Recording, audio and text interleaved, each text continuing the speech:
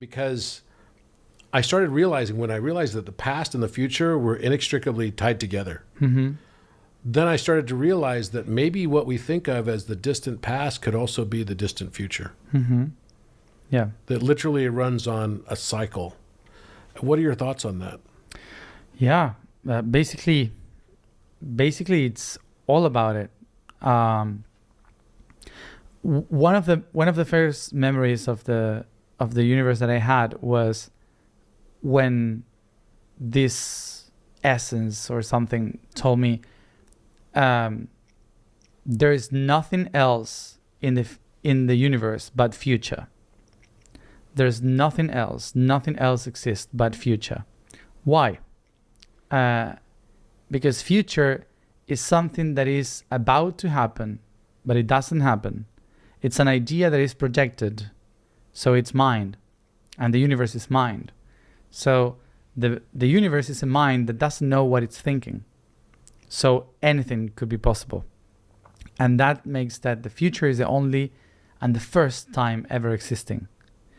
From the future, the universe created the option. And when the mind of the universe created the idea of the option, created the present. So present is an option in between all the possible futures that already exist. Mm-hmm. And the present structured the information of the future in such a way, such a beautiful geometrical way, that structure a pattern that we call past. So the past is the last thing on existing in the universe. The future is the first one. So every time, it's like an idea, yeah, the realm of forms, exactly. Platonic realm of forms. So every time that you have a past or something that you call past is actually the materialization of an idea in the future. And this is what I meant by we're watching a movie playing backwards. Exactly. Yeah. So it's kind of like that. And then it said, then other options are being projected from this new shape. So that's why it's eternal. So that's why it all come back to another future, which is the origin. And from the origin, you create another idea that creates another past. So it's a whole cycle, a constant cycle that is not actually describing things that happened or that will happen.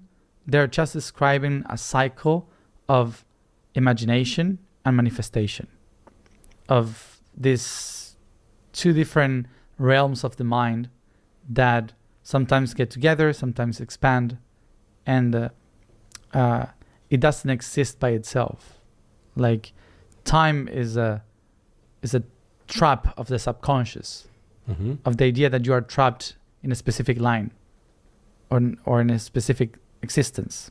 So do you think the knowledge of this is an important aspect of coming into a fifth dimensional awareness? Mm-hmm. Oh yeah.